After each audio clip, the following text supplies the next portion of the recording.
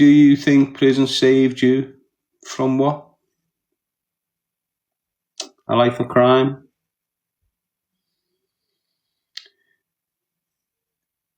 Are you asking in layman's terms if it helped me? Prison doesn't help no one. Doesn't matter if you come out the other side with a vocational skill or a qualification. It doesn't help you. Full stop.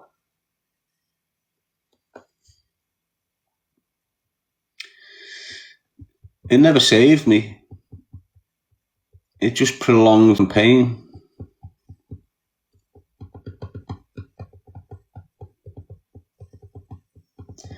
Yes, Elliot. Are you tired? Sarah sent a pug that looks tired.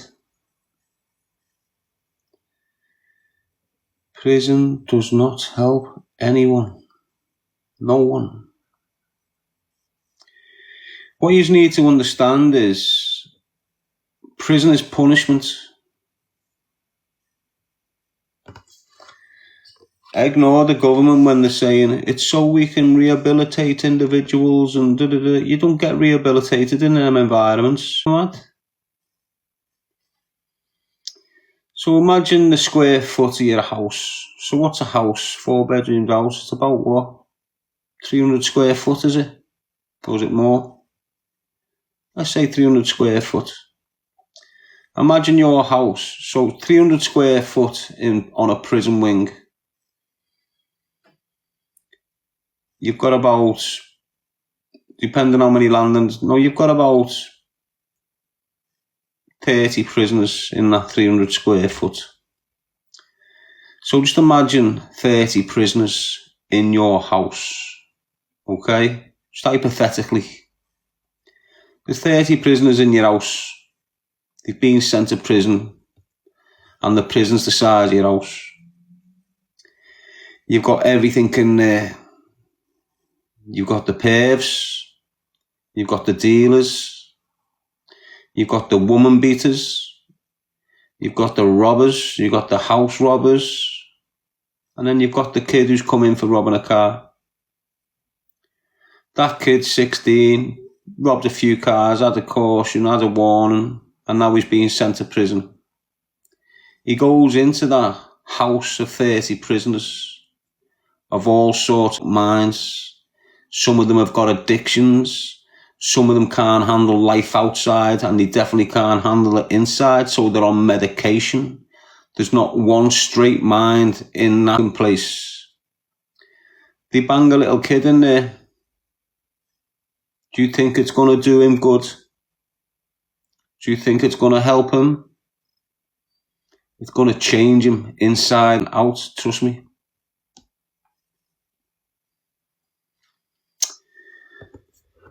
It's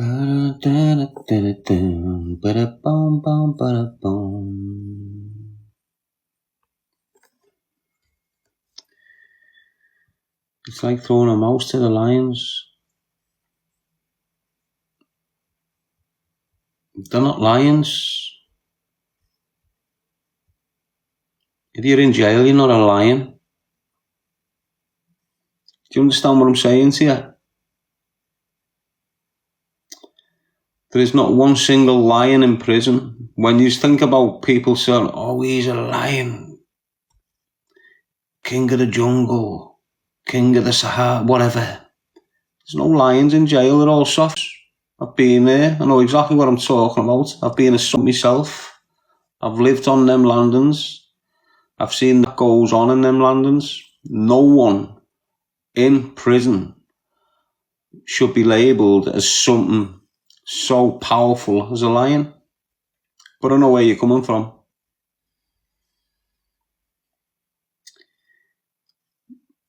Do you understand what I mean now? No? Anyway, comments are made. Prison is not there to help you. It's there to punish you. And whilst you're in them environments, it mightn't feel like punishment. Why? Because you've still got your drug dealing clothes. You've still got your 5 pairs of trainees, your flip-flops. You've still got your gym shorts and your £1,000 coat and your Rolex on your wrist. It doesn't feel like punishment. Do you understand? Because that's all a materialistic. But inside the mind, no.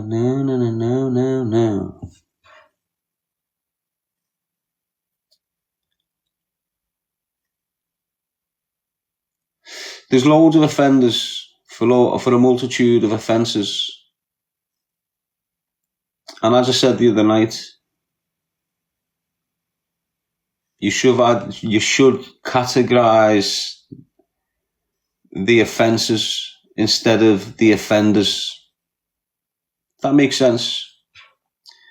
All right, let me try and make sense of it for you.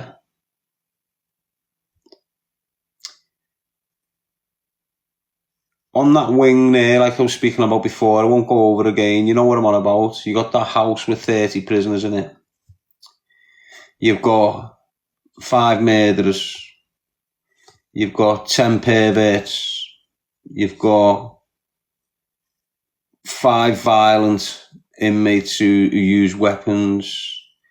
You've got home invaders, another 5. And then you've got 5 car robbers. Why the when and put a car robber in place where there's house burglars? It's only a matter of time before they click on to, hang on, I can kick that door off and get that car. So what they should be doing is, right, use car robbers. Go into that jail full of car robbers. Yeah, they might discuss car crime and this, but they're not going into other crimes. Use murderers. Okay then. Go to that murderers jail. So you're all murderers in there. You haven't got murderers and then a person that's beat the bird up or a person that's had a fight in the street living in the cell next door to a murderer. Do you understand? And that's the way they should be doing it. Violent offenders, murderers, all go into that prison over there. Shoplifters, car robbers, trespassers, all go into that prison over there. But they won't do it. Even though then they will be able to start to rehabilitate the people within them establishments if they categorised it like that. They won't do it.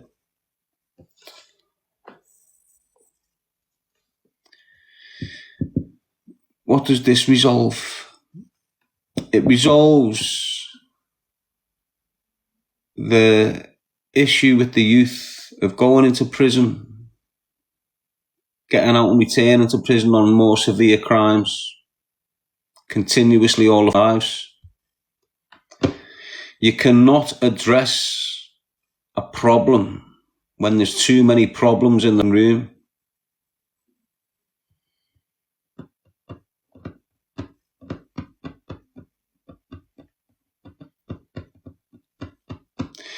You know as well as me, the youth can be influenced very easy. And when you mix youth with adult criminals, when you mix the youth offenders with the adult offenders, they can be influenced very easy. And whether that's you're struggling with sleep, lad, I can get you a sleeping tablet there if you want, kid.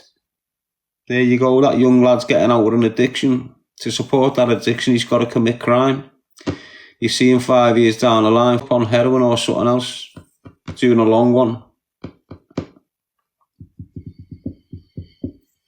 So it would resolve a lot of things, mate. A lot of things. You could have that jail that caters for the murderers and the violent offenders and the IPPs. They're all doing long sentences. They haven't got anyone that's only in for 12 months, so he's just playing up in the system. They're all in the same place. They've all got access to the same courses, to the same type of offender behaviour programmes and, probation service. Do you understand what I mean? And then over there, you've got all them petty offenders and they've all got access to the same courses in there instead of having to go. So basically, look, if you're an IPP, you've got so many courses to do, but you're not staying in that one jail to do all your courses because you've got to go that prison, this prison, that prison, this prison, that. And that doesn't settle you. It unsettles you. To rehabilitate you in that process, it's never going to happen. So you could just say, okay, that prison there, all the IPPs around the country, send them there. Send all the behaviour programs that IPPs need to do to there. Send all the members of staff, the psychologists and all this that the IPPs need to there. You know, don't take 3 months to get them to that prison to do that 4-week course and then 3 months to send them back up to that prison. Put everything there so they can be there for years till they've corrected the ways and got what they needed to get. So that's my point. And that's what they need to do. I spoke about it the other night, didn't I? They've got categories as it is. You've got category A. Well, let's say you've got double cat A, then you've got cat A, then you've got high risk cat B, then you've got medium risk cat B, then you've got low risk cat B. Then you go into the C cat, you can be a high risk C cat, you can be a high risk B cat. It's just completely. Anyway, I was speaking before about the two systems that your kids have got options for. Education system, justice system. They've got an in-between. So you've got the education system, which is the school system. On the other side of the fence, you've got the prison system. The stepping stone between the education system and the prison system are them places that they say kids who can't adapt in the new normal school setting go into these naughty or behaviour problem classrooms. Do you understand what I'm saying? They used to have that for us. They used to have like your grandside, your Kingsway house. So when you were messing up in the normal schools, they'd send you into these behaviour problem schools. The majority of the kids that went into them behaviour problem schools go to jail.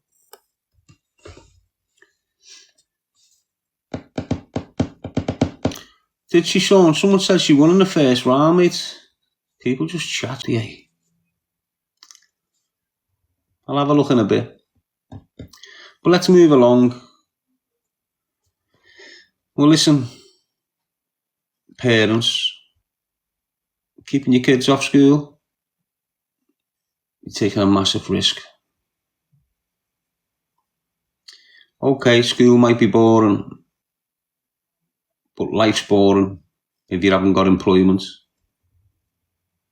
Trust me on that. You ask anyone that's not working and they'll tell you the life.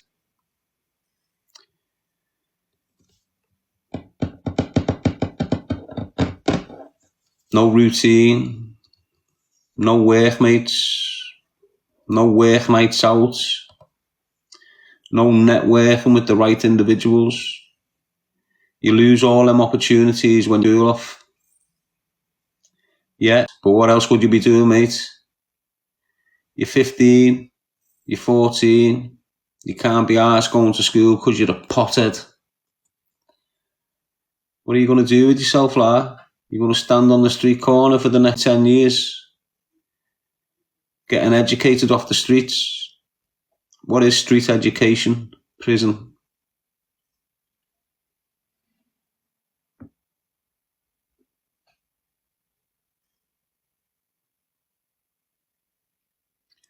Lauren Louise, that's what care does.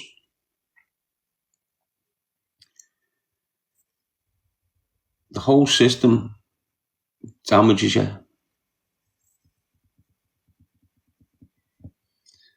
It damages you either way.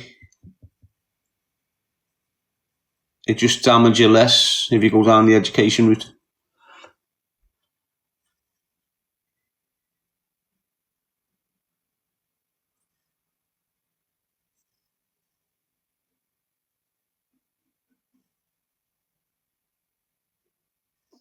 Pewee 23.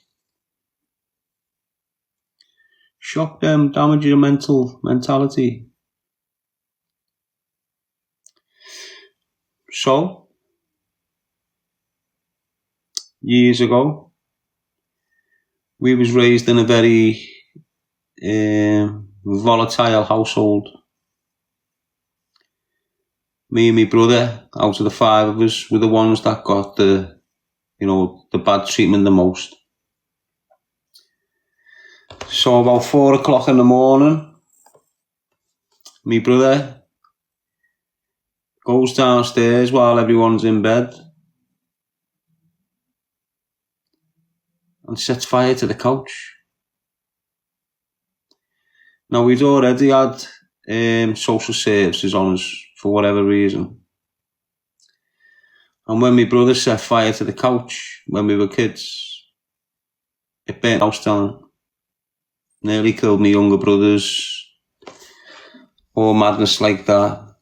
Social workers come round with the police. We had to be rehoused that night. So for that night, I was living with my neighbour, Pat. We all got split up for that night. Within 2 days, we took to a place in Kirkdale called Langtree House. We were in Langtree House in one room, 5 kids and my mother in one room. Well, 4 of us. Me and Danny, the naughty ones basically, were just causing murder in Langtree House. Smashed a few windows a few times. On the second occasion, they'd had enough. Social workers came, dragged me and Danny away in a car to a place called Dyson Hall in Verzachley. And that's where our care system process started. Danny got it worse than me. Eventually, they separated us in Dyson Hall. They dragged Danny off to the secure unit and kept me on Gladstone unit. Never seen Danny for about 5 years, till about 5 years later. While I was doing all the local shitholes, Danny was doing the secure units up and down the country.